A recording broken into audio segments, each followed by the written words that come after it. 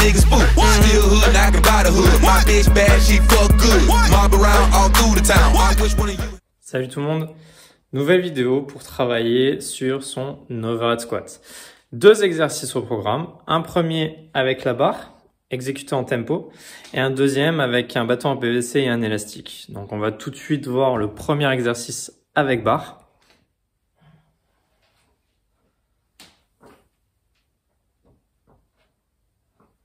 Épaule fixe, je descends en tempo.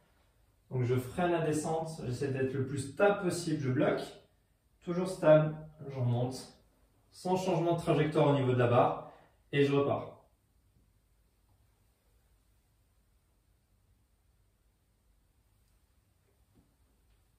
Hop.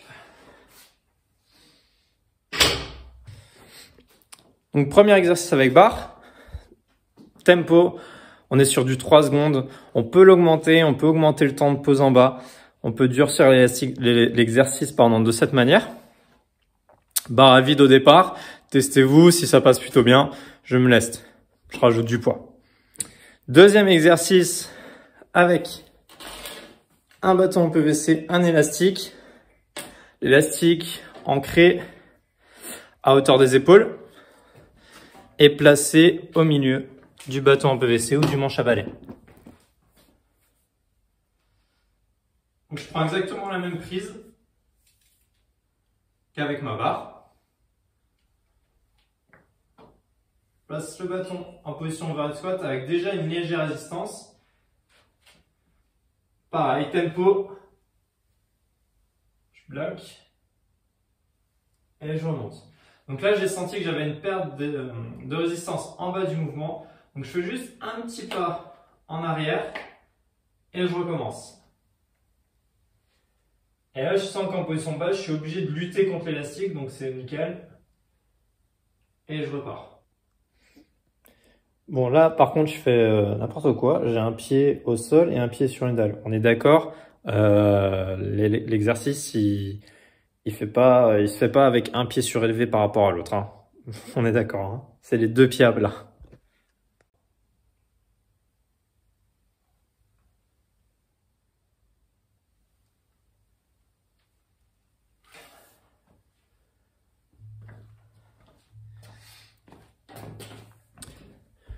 Donc qu'on soit avec la barre ou avec le bâton en PVC, on fait vraiment attention à son alignement de la barre par rapport au corps. Donc n'hésitez pas à vous filmer les premières séries, les premières reps. Filmez-vous de profil pour voir que la barre, elle n'est pas trop loin derrière ou trop devant. Comme c'est une barre, pour certains, ça va être un poids léger, barre à vide. Et du coup, on peut le faire malgré la barre qui se désaxe. D'accord? Et c'est pas ce qu'on veut. On veut un mouvement propre, un mouvement stable, axé. Ok? Donc, filmez-vous, pardon. Et pareil avec le bâton en PVC, j'ai presque envie de dire que c'est même plus facile de mal le faire avec le bâton en PVC. Ben forcément, c'est plus léger. Et l'élastique peut nous amener là où on veut pas. D'accord? Donc, c'est un exercice qui doit être contrôlé en termes de placement.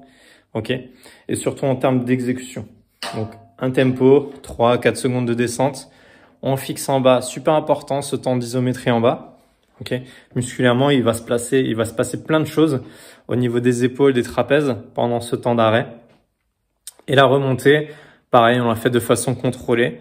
Encore une fois, sans que la barre ne se désaxe. Ok. Donc, si vous avez des questions, n'hésitez pas, posez-les-moi en message privé, en commentaire. Et essayez, faites ça au moins une fois dans la semaine, au moins une fois cette semaine. Regardez voir ce que ça donne. Et tenez-moi informé, faites-moi des retours. Salut tout le monde!